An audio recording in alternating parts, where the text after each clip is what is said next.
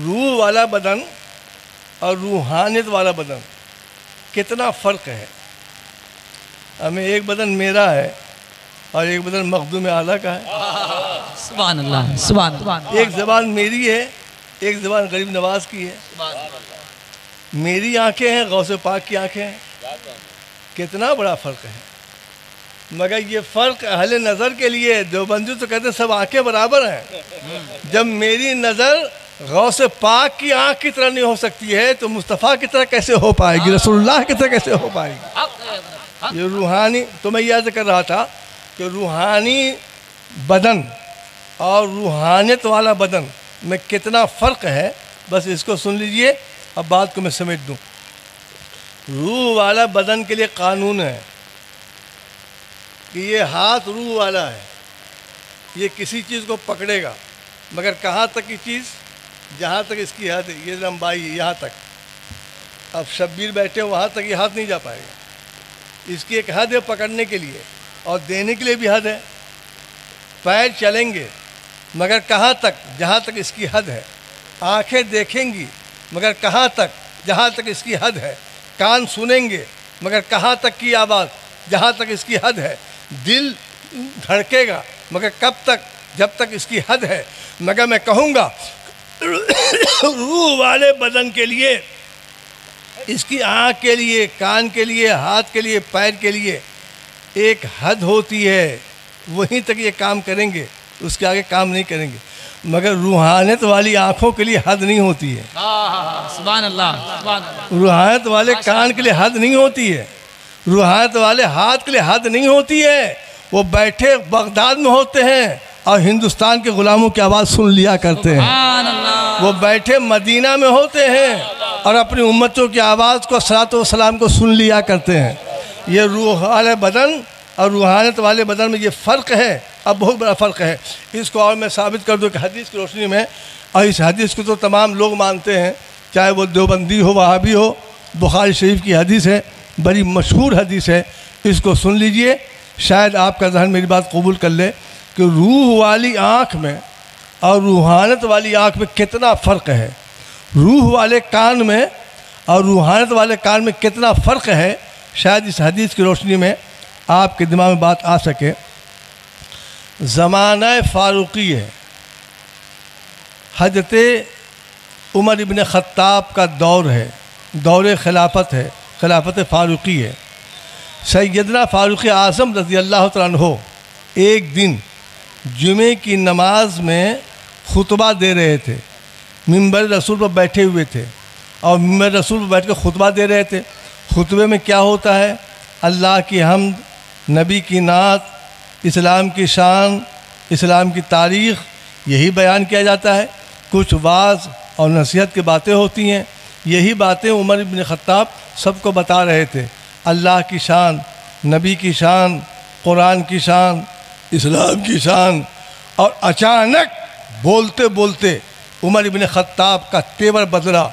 اور اس کے بعد راوی لکھتے ہیں کہ حضرت عمر کی آنکھوں میں جلال تھا جب یہ لفظ آپ نے کہا ہے، اور چہرہ آپ کا سرخ تھا، اور چہرے کو سرخ اور آنکھوں میں جلال لا کر کے آپ نے فرمایا، اے ساریہ، فوج کو پہاڑ کی طرف لے جاؤ. کہو جو تو سبحان اللہ. سبحان اللہ. یا ساریۃ الجبل، یا ساریۃ الجبل جو آپ نے کہا ہے تو آنکھوں میں جلال تھا، چہرے پر جلال تھا، غصہ تھا، چہرہ سرخ تھا.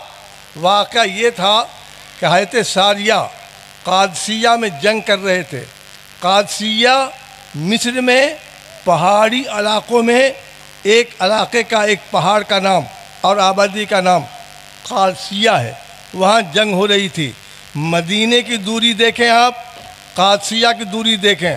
مدینے میں عمر بن خطاب ہیں، مسجد میں ہیں، منبر پر ہیں، اور وہاں سے آواز دیتے ہیں، اے ساریہ، فوج کو پہاڑ کی طرف لے جاؤ.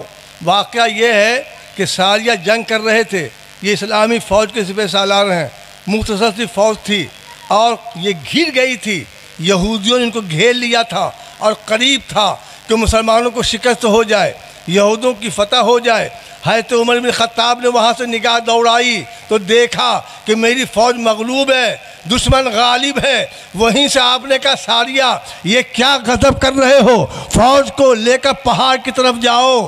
پہاڑ کی طرف یہ فوج کو لے کر گئے، پیچھے پہاڑ تھا اور جم کر انہوں نے جو حملہ کیا تو فتح اللہ نے ان حضرات کو عطا فرمائی، غیروں کو شکست ہو گئی۔ یہ تو ایک واقعہ ہے، مگر میں کہنا چاہتا ہوں جن آنکھوں نے مدینہ میں رہ کر قادسیہ کی حالت کو دیکھا تھا وہ آنکھیں روح والی نہیں تھی، روحانیت والی آنکھیں تھیں، اور جن کانوں نے قادسیہ سے سنا تھا وہ کان روح والے کان نہیں تھے، روحانیت والے کان تھے۔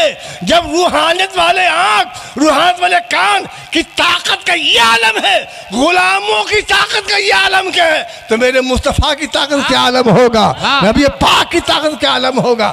تو مسلمانوں میں یہ کہہ رہا تھا کہ روح والے ہاتھ، روحانیت والے ہاتھ میں بڑا فرق ہے۔ آئیے ہم دعا کریں، آپ آمین کہیے کہ اللہ تعالی ہمیں بھی روحانی طاقتیں عطا فرمائے۔ تو میں یہ عرض کر رہا تھا اور بتا یہ رہا تھا تو روح جب تک بدن میں ہے آدمی زندہ ہے، روح نکل گئی آدمی مردہ ہے۔ مگر یہ مردہ کا لفظ اس کے لیے ہے جو نبی کو نہیں مانتے، جو نبی کو مانتے ہیں وہ قبر میں بھی زندہ رہتا ہے۔ ہم جاتے ہیں سلام کرتے ہیں تو ہمارے سلام کا وہ جواب بھی عطا فرماتے ہیں، ہمارے کھڑاؤں کی آواز سنتے ہیں، ہمارے آنے کا انہیں احساس ہوتا ہے۔ یہ سب حدیثوں موجود ہیں۔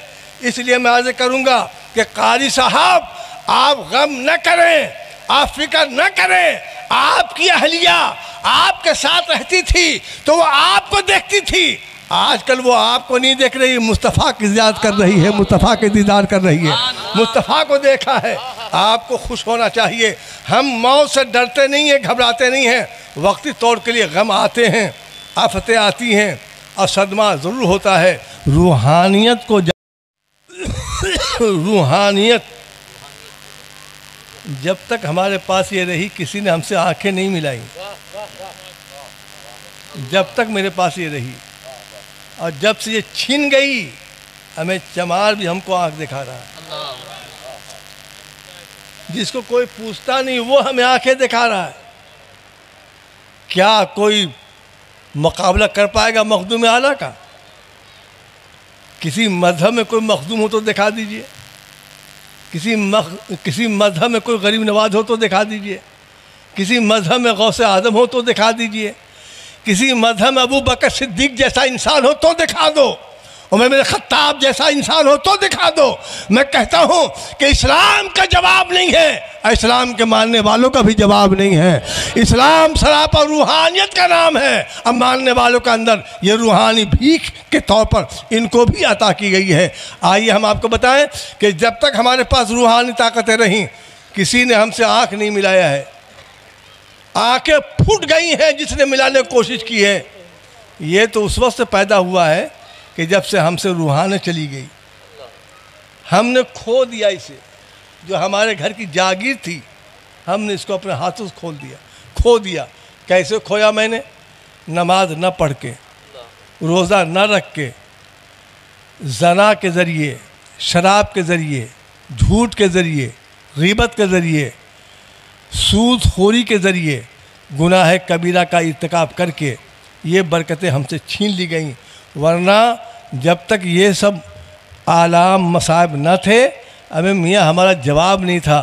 آئیے بس ایک بڑا مشہور واقعہ ہم آپ کے سامنے رکھ دیں اور بات کو میں سمیٹ دوں، مگر پورا مجمع ایک بار اتنا زور سے سبحان اللہ کہیے کہ اس سبحان اللہ کی آواز سن کر اللہ مرحومہ کے گناہوں کو معاف فرما دیتا۔ دوست کہہ دو سبحان اللہ۔ آج کل ایک سیری چلی ہے ارطغرل کے نام سے اور بہت ارطغرل غازی کے نام سے، بڑا مقبول ہے، لوگ بہت دیکھ رہے ہیں۔ کچھ حصہ میں نے بھی دیکھنے کے گناہ کیا ہے کہ جن لوگوں نے اس کو ناجائز ہونے کا فتویٰ دیا دیکھنا گناہ ہے، تو میں نے بھی گناہ کیا مگر دیکھا میں نے۔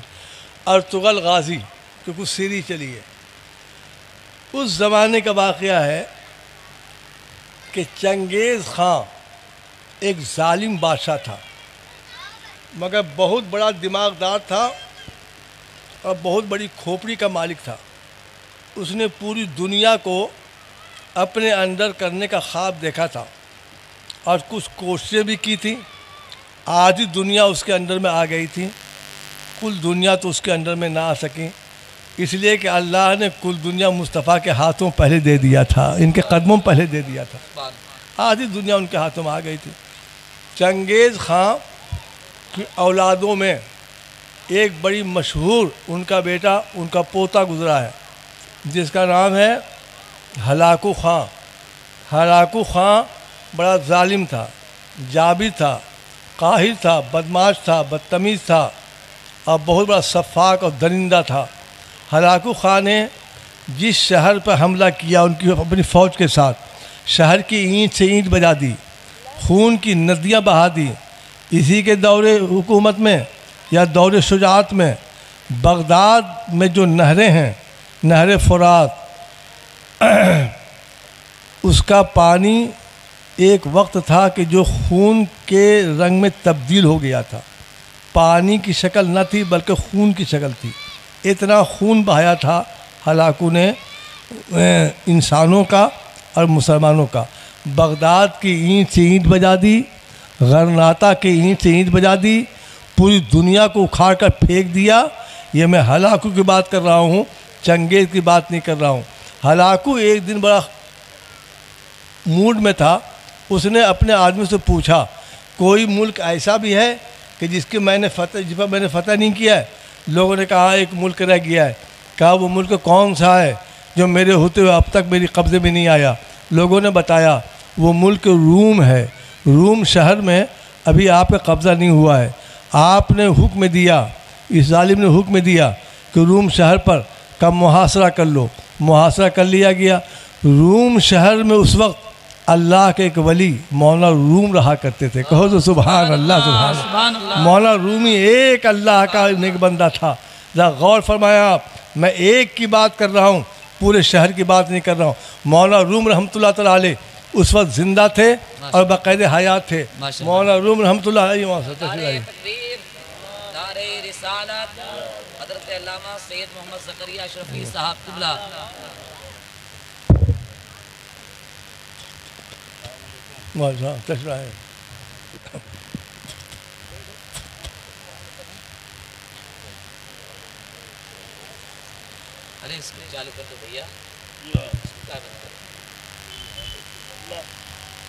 مولانا روم رحمۃ اللہ تعالیٰ علیہ اس وقت باقاعدہ حیات تھے، مگر اس واقعے سے چند دن پہلے، چند روز پہلے انہوں نے روم شہر کو چھوڑ دیا تھا. بغل میں جنگل میں، پہاڑ میں ایک کٹیا بنا لی تھی، جھوپڑی بنا لی تھی اور روم شہر چھوڑ کر اس جھوپڑی میں چلے گئے تھے اور وہیں رہا کرتے تھے. شہر سے 2-4 کلومیٹر کی دوری پر تھی اور وہاں پر آپ نے قیام پر ہو گیا. یہ 1-2 مہینہ پہلے کا واقعہ ہے. ہلاکو نے جس وقت روم شہر کا محاصرہ کیا، رات کا وقت تھا، کچھ لوگوں نے آپس میں بات چیت کی کہ ہلاکو سے کیسے مقابلہ کرو گے. تو انہی لوگوں نے آپس میں طے کیا کہ ہم ان سے مقابلہ کرنے کے قابل ہی نہیں ہیں، ہم ان سے مقابلہ نہیں کر پائیں گے. ان کا مقابلہ وہی کرے گا کہ جس کو اللہ نے روحانی طاقتیں عطا فرمائی ہوں. ہم مادیت سے ان کا مقابلہ نہیں کر پائیں گے. ان کی تلوار کے سامنے ہماری تلواریں کام نہیں کریں گی. روحانی طاقت والے کو تلاشو، جس کو اللہ نے روحانی قوتیں عطا فرمائی ہیں، انہیں تلاشو. جب نظر دوڑائی گئی تو سب کی نظر مولانا روم پر پڑی. مولانا روم کے گھر لوگ گئے، دیکھا تالا لگا ہوا. پوچھا، کہا وہ تو جھوپڑی بنا لی ہے جنگل میں، پہاڑ میں، وہاں رہ رہے ہیں وہ. کہا یہ کب سے؟ کہا 1-2 مہینہ پہلے کا واقعہ ہے. رات کے 2-2:30 بجے یہ لوگ اس جھوپڑی کی طرف چلے. جھوپڑی میں پہنچے، قریب نعرہ تکبیر، نعرہ رسالت حضرت علامہ محمد ہاشم اشرفی صاحب قبلہ.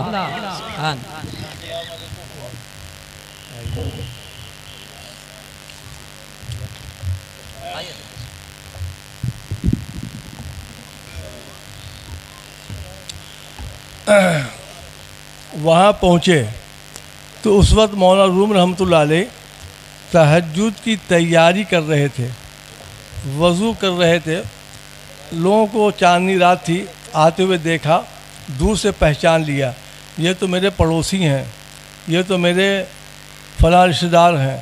आने का इंतज़ार किया, करीब आ गए, बातचीत हुई, कैसे इतनी रात को? कहा सरकार आपने शहर छोड़ दिया है, यहाँ आपने क़याम कर लिया है, शहर पर अल्लाह का अज़ाब आया हुआ है, बला आने वाली मुसीबतें आ गई हैं, शहर बिगड़ जाएगा, फना तबाह हो बर्बाद हो जाएगा। क्या हुआ? कहा हलाकुन से घेर लिया है, कल उस पर हमला करेंगे, औरतें बेवा होंगी, बच्चे यतीम होंगे, हम सब घर से बेघर हो जाएंगे, हम मारे जाएंगे, आपने शहर छोड़ दिया है।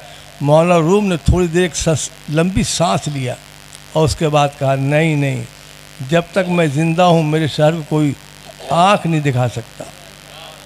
मैं एक आदमी की बात कर रहा हूँ, ये रूहानी ताकत आप देखें, नहीं हो सकता ये, जाओ तुम अपने घर में आराम करो। कहा सरकार कल सुबह ही की बात है, बस 2-4 घंटे की बात रह गई है, सुबह हमला होगा। कहा मैंने कह दिया ही नहीं होगा, आप जाओ अपने घर में आराम करो। सबको वापस कर दिया, खुद उठे, मुसल्ला अपने कांधे पर रखा, तस्बीह के दाने हाथ में लिए और वहाँ गए जहाँ हलाकू की फ़ौज थी। हलाकू के खीमे के आगे आग जल रही थी, आपने उसी के खीमे के आगे दरवाजे पर मुसल्ला बिछा दिया, नमाज़ पढ़ने लग गए। रात ख़त्म हुई, सुबह हुई, हलाकू बेदार हुआ, जब दरवाजे पर आया उसने देखा एक मियाँ अल्लाह की बारगाह में सजदे में है, सर को झुकाए हुए है। तो हलाकू चीखा चिल्लाया, उसने कहा इतनी बड़ी जुर्रत, मेरे दरवाजे पर कोई अल्लाह का मानने वाला आ गया है, सजदा कर रहा है, इतनी तलवारें मारो कि इसकी हड्डी का पता भी ना चले। देखते देखते 10,000 तलवारें निकल आईं और 10,000 तलवारों ने मौलाना रूम की गर्दन को काटना चाहा, मगर वाह तारीख़, हम तुम्हें सलाम करते हैं कि 10,000 तलवारें उठी तो उठी की उठी रह गई, कोई तलवार मौलाना रूम की गर्दन पर चल न सकी, सबके हाथ यूं थे और यूं ही रहे, नीचे ना आ सके। हलाकू दूर खड़ा होकर देख रहा था, उसने देखा कि तलवारें काम नहीं कर रही हैं, तो हलाकू ने कहा क्या मैं मेरी फौज के लोगों, तेरी हिम्मतें कम हो गई हैं, तू नामर्द हो गया है, तलवारें तेरी काम नहीं कर रही हैं, तलवारें फेंक दो, तीरों से इनका निशाना बनाओ और इनको छलनी कर डालो। 10,000 तीर तिरकस से तीर निकले, मौलाना रूम की तरफ आए, निशाने पर आए, मगर कोई तीर मौलाना रूम को लग नहीं रहा था। कोई दाएं हो जाता, कोई बाएं हो जाता, कोई ऊपर कोई नीचे हो जाता, मौलाना रूम का सर सजदे में रहा। हलाकू ने कहा तीर भी छोड़ो, घोड़ों के टापों से इन्हें रौंद डालो। 10,000 घोड़े के टाप उठे मौलाना रूम के सर के ऊपर, मगर वो टाप उठे को उठे रह गए। हलाकू 2 मिनट के लिए सोचता रहा, उसने ऐलान किया कि मैंने समझ लिया है कि आज हम कामयाब क्यों नहीं हैं, हमारी फौजें बेकार हो गई, हमारी तलवारें बेकार हो गई, हमारा तीर बेकार हो गया, हमारा लश्कर बेकार हो गया। मैंने फैसला कर लिया है कि जब तक मेरा मुकाबला रूहानी ताकत से होता, मादी ताकत से होता रहा, हम तूफान की तरह आगे बढ़ते रहे। इस वक्त मेरा मुकाबला रूहानी ताकत से है, हम इनसे जीत नहीं पाएंगे। अगर भलाई चाहते हो तो मियाँ को सजदे में छोड़ दो, घर भाग जाओ। मौलिक लिखते हैं कि फतह जिनका नसीब था उन्हें शिकस्त हुई, शिकस्त जिनका नसीब था अल्लाह ने उनको फतह मुबीन अता फरमाया और फतह की ताकतों से नवाजा। मैं याद कर रहा था मुसलमानों, आज हमारे पास जिस चीज़ की कमी है वो यही कमी है कि रूह तो मौजूद है बदन में, जिसने हमें ज़िंदगी बख्शी है, हयात दी है, हम खा रहे हैं, पी रहे हैं, चल रहे हैं, सुन रहे हैं, देख रहे हैं, मगर जो रूह का काम था, ताकत, रूहानी ताकत का देना, आज हमारे पास वो ना रह गई। यही वजह है कि चमार भी हमें आंखें दिखा रहा है, एक गिरता पड़ता आदमी भी हमें आंखें दिखा रहा है। काश अल्लाह ताला हमें और आपको फिर से वो रूहानी ताकतें अता फरमा देता जो कभी अल्लाह ने उमर इब्न खत्ताब को अता फरमाया था, महमूद गजनवी को अता फरमाया था, महमूद गौरी को अता फरमाया था। मैं आगे कुछ ना कहकर बस इतना कहना चाहूँगा कि इस्लाम हर दौर में जिंदा रहा है और जिंदा रहेगा। जब तक मेरा खुदा रहेगा उसका मतलब इस्लाम भी जिंदा रहेगा, कुरान भी बाकी रहेगा। आज कमजोरी के बावजूद बस चंद लोग हैं, निहत्ते लोग हैं, जिनके पास ना जहाज है, ना कोई हथियार है, ना कोई आला है, ना कोई औज़रिया है, ना कोई वसाइल है, और चंद लोग हैं, चंद लोग हैं, उंगलियों पर गिने जा रहे हैं, जिन्होंने आज दुनिया के सबसे सुपर पावर की को आंखें दिखाई हैं। और अल्हम्दुलिल्लाह आए दिन ये खबर आ रही है कि अल्लाह ताला उन कमज़ोरों की मदद फरमा रहा है, और जिसको सुपर पावर लोग कहते थे अल्लाह उन्हें शिकस्त दे रहा है। ये देख रहे हैं, आप अपने आंखों से देख रहे हैं। और मैं ये कहता हूँ मुसलमानों कि मेरे नबी का कौल गलत नहीं हो सकता। नबी ने कहा था कि मस्जिद अक्सा पर 3 बार इस्लाम की फतह होगी, मुसलमान हासिल करेंगे मस्जिद अक्सा को। 2 बार हासिल हो चुका है, एक बार उमर खत्ताब ने फतह किया, दूसरा सलाहुद्दीन अय्यूबी ने फतह किया। आज हम तीसरे मुजाहिद का इंतजार कर रहे हैं। वो माइकल आल कौन है जो एक मरतबा फिर फिलिस्तीन जाकर मस्जिद अक्सा में इस्लाम का झंडा लहराएगा और इस्लाम को मुसलमानों के हाथों अता करेगा, मुसलमानों के हाथों में देगा। इंशाअल्लाह वो दौर आएगा और जल्दी आएगा, बहुत जल्द आएगा। हम आपसे सिर्फ इतना कहना चाह रहे हैं, नमाज न छोड़ो, कुरान की तिलावत मत छोड़ो, शराब छोड़ो, जनाब को छोड़ो, सूदखोरी को तलाक दो, ख़त्म करो। रूहानी ताकतें नहीं पैदा कर सकते तो कम से कम सजदा ही करो। अल्लाह ताला फरमाता है कि जो बंदा मेरी बारगाह में सर को झुकाता है, मेरी रहमतें उसके लिए वसी हो जाती हैं और अपने दामन में ले लिया करती हैं।